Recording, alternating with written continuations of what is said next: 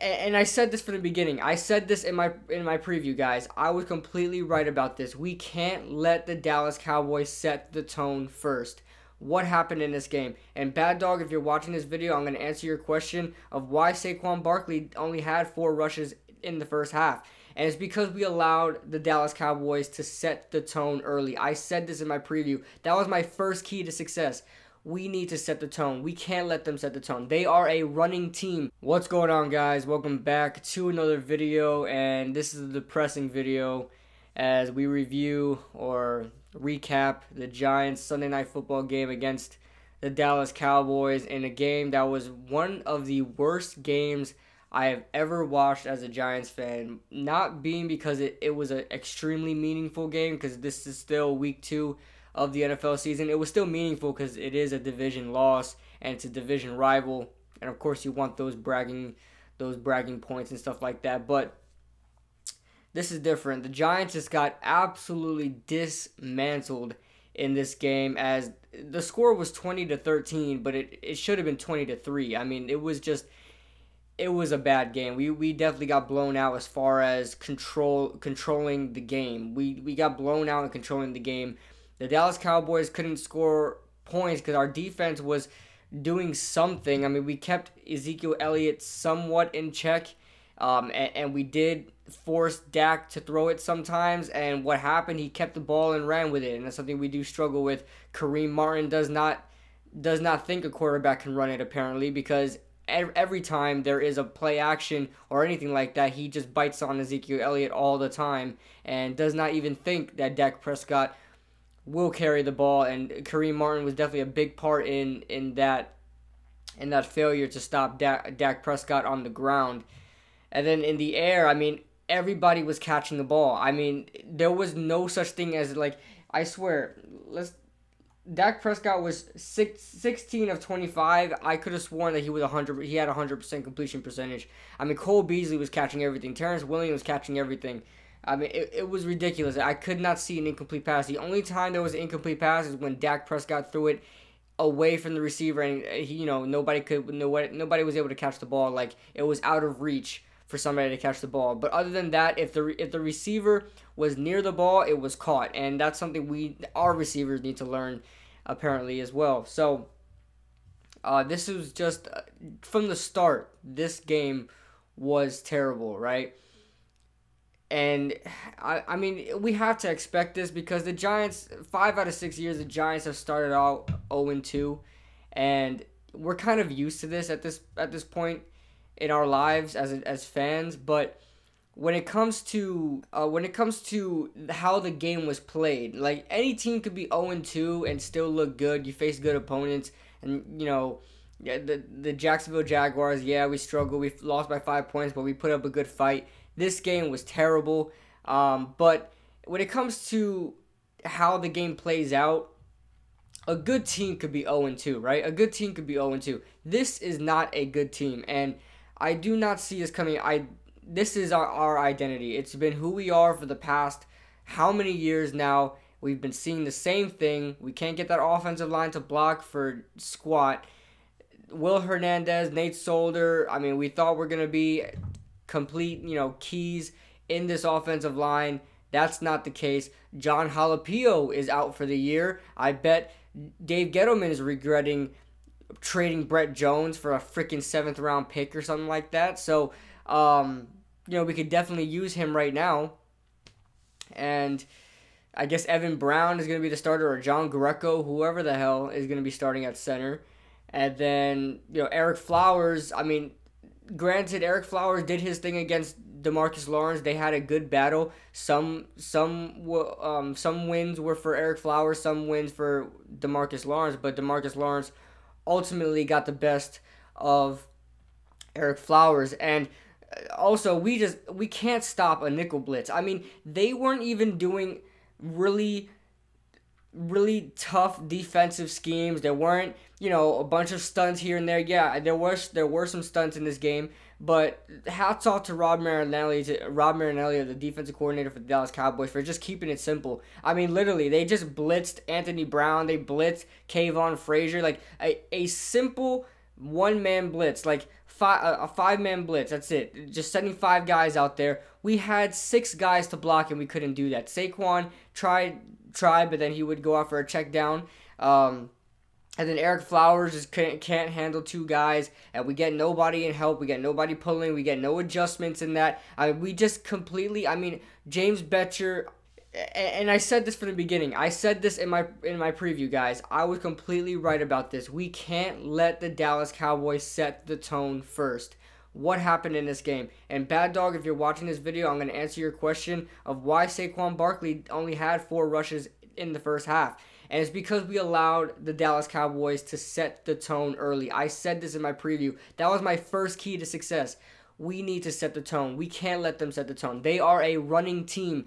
They are going to set the tone in the beginning of the game, and it's gonna affect how they play throughout the whole entire game. That's the type of team the Dallas Cowboys are, and they are the type of team that if they're losing, they're not gonna fight back. If they're losing in the third, from the first to third quarter, they're not gonna do much in the fourth quarter. We've seen that against the Carolina Panthers. They scored late, but they really couldn't do anything after that. The Dallas Cowboys build their success on setting the tone early. Why? Because they have a power running game. That's how they control the clock, control time of possession, they control how the game is played, and their offense controls what our offense does. Think about it. On the first drive of the game, the Dallas Cowboys deep pass for Tavon Austin. Janoris Jenkins just got beat off the line. It was obvious. Tavon Austin ran it in. Janoris Jenkins didn't even try tackling Tavon after that. We could have stopped him at the 1-yard line, and maybe we could have forced him to a field goal or something like that. But no, he decides to do a freaking somersault in celebration that he just got burned. But we allowed them to score first, and from there on, it was panic mode for the Giants offense. From there on, we were trying to force the ball too much. We were passing the ball too much. We ran the ball a little bit, but how many times did we see checkdowns? How many times did we see Eli trying to force the ball in places that it shouldn't go? When we did run the ball, we weren't successful, so they gave up quickly. What happened on our third possession?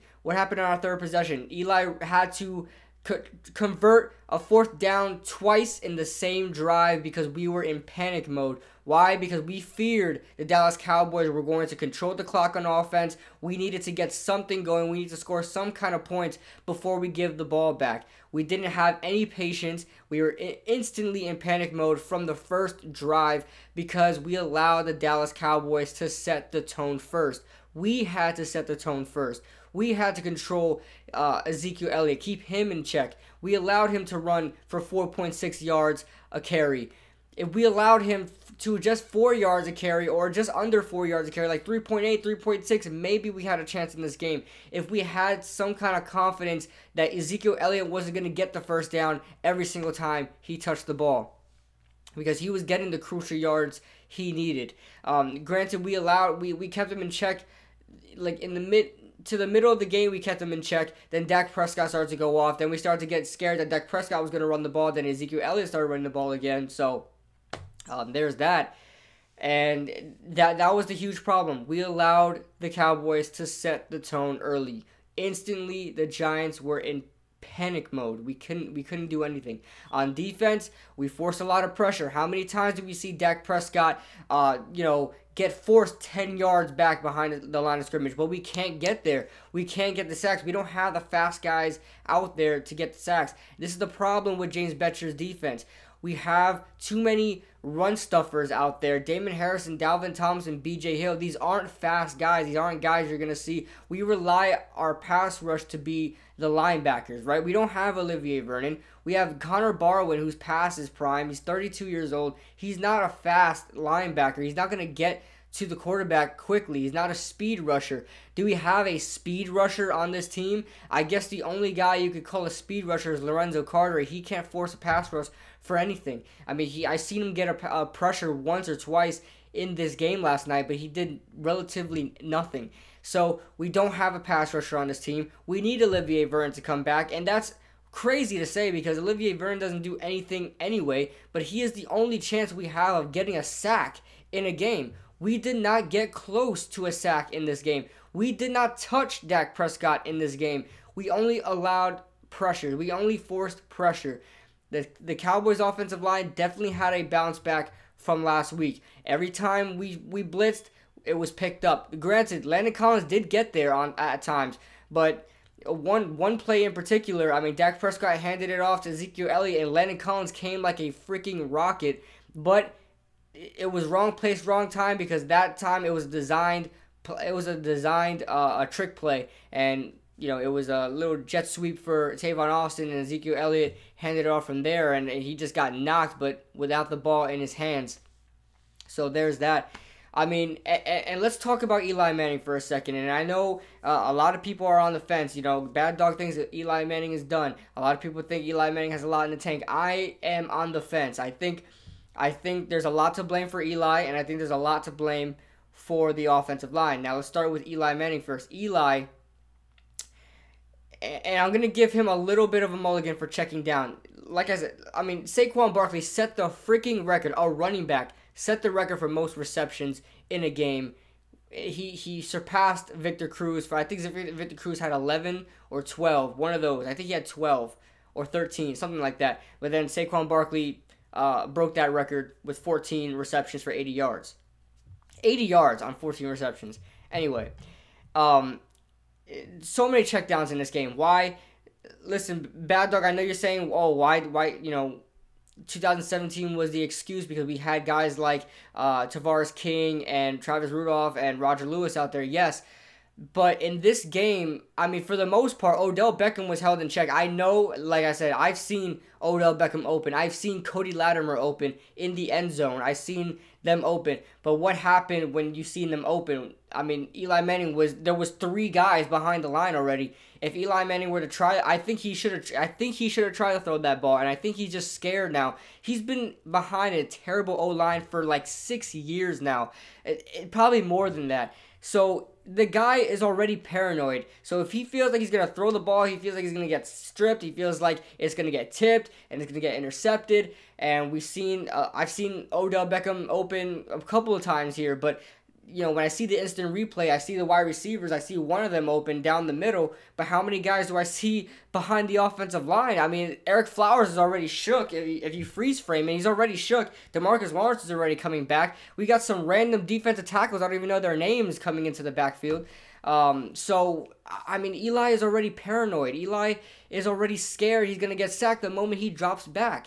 That's why he gets rid of the ball. That's why when he sees Saquon, when he sees any running back or a tight end just waiting for a check down or anything like that, he's going to throw it immediately. He feels like he does not have time to throw the ball. And rightfully so. I mean, supposedly his blind side is covered. And I don't think Nate Solder allowed a sack, if I'm not mistaken. Correct me if I'm wrong. I don't know if he allowed a sack. But Eric Flowers just could not find an answer for DeMarcus Lawrence late in this game. He held him in check in the first half. I think he only allowed a sack from DeMarcus Lawrence, and that's a win for me, and that's fine for me. Not exactly a win, but that's fine for me because DeMarcus Lawrence, I think, is an elite pass rusher in this league. Very underrated. But, Eli, in my opinion, Eli did not play his best game and did not play a very good game. But you can't blame it completely on him. And I know a lot of people are going to be like, stop, finding excuses for Eli. And I'm not finding excuses for Eli. I know, trust me, Eli is not good. Eli is not good. He's not good, right? But if you put anybody behind that offensive line, anybody that is not a mobile quarterback, if you put Tom Brady behind that line, I think he's going to struggle too. And that's what I'm being completely honest. If you put him behind that line, I think he's going to struggle too. You can't force a quarterback to throw the ball 2 seconds after a play action with a post 30 yards down the field. That takes time for a route to develop that way. What you guys have to understand is, when Eli drops back and he's forced to throw, he can't hit the post down the field. And Bad Dog, another question why you're asking is why are we running these patterns, a drag here and a drag there and a throw to the flat here? Here's the thing. in those patterns, in those plays, there's always a check down. There's always a slant. Those are the emergency routes, right? The reason why Eli Manning, it looks like he's throwing these emergency routes all the time is because we're not allowing these plays to develop. If we look back, I guarantee you, if we get the coach's film on, we're going to see a couple of routes going down the field. We're going to see Sterling Shepard on a couple posts down the field. We're going to see Odell Beckham a couple times on a 9 route. But we can't allow those plays to develop the way we need them to develop. We're now allowing these wide receivers to go down the field because by the time they run 15 yards down the field, Eli's sacked already. So, I mean, this offensive line is the complete reason why this offense is terrible. And I think if we had an offensive line, a good offensive line, I think Eli would still struggle because I just don't think Eli's that good anymore. He's not good anymore. So, I mean, looking into the Houston Texans, looking forward to the Houston Texans, and I would go over the stats, but who cares? You guys seen the stats, right? Who cares? Eli Manning almost threw for 300 yards, and it was completely terrible. One thing I will highlight in this game, we had a very good chance of winning this game. And I wasn't paying attention to this game. I was just hearing what was going on. But I know Evan Ingram caught a wide open touchdown. We got the onside kick. I mean, that's what you want to see, right? We never recovered the onside kick. And I was like a minute left or 30 seconds left, and we got the onside kick. We kicked a field goal again, and correct me if I'm wrong, I wasn't paying attention to the game after that. I don't know if we tried the onside kick again and we didn't get it, and that's why the game was over. But what a perfect situation that was. We score late, right, with like a minute left or something like that. And with Evan Ingram wide open, we get the onside kick. We recover the onside. We kick an onside kick. We recover it, and then we move down the field, score a field goal, and get ready for another onside kick to score again. I mean, that's just a perfect situation to be in. But we just couldn't finish it off, and I do applaud the team for not giving up in that way. I do applaud the coaching staff for not giving up, and we're still trying to get things done. I do applaud the players for actually doing that. But, I mean, as far as looking forward to the Houston Texans, we're not winning this game. We're not winning this game. Deshaun Watson is as mobile quarterbacks go, so that's automatically a disadvantage for us. We don't have a quick passer. Even if Olivier Vernon comes back, he's not a quick pass rusher. We don't have a speed rusher. We don't have one. So, I mean, we're going to keep getting these pressures, but we're not going to get the sacks. I mean, every quarterback we face so far, every quarterback we're going to face in these coming weeks are mobile. I think we face Washington in week 4 or something like that. No, week 5. Drew Brees, I think we face in week 4. Correct me if I'm wrong. I don't know. But maybe we can get a sack on Drew Brees. I don't know. Right? I don't know. But, I mean, they're going to be handing it off to Alvin Kamara half the time anyway. So, looking forward to the Deshaun Watson. We're not winning this game, guys. I guarantee you we're not winning this game. We can't win this game. How can we? We're going to go 0-3. I mean, this schedule is brutal. We had to be a very good team off the jump to even have a playoff chance.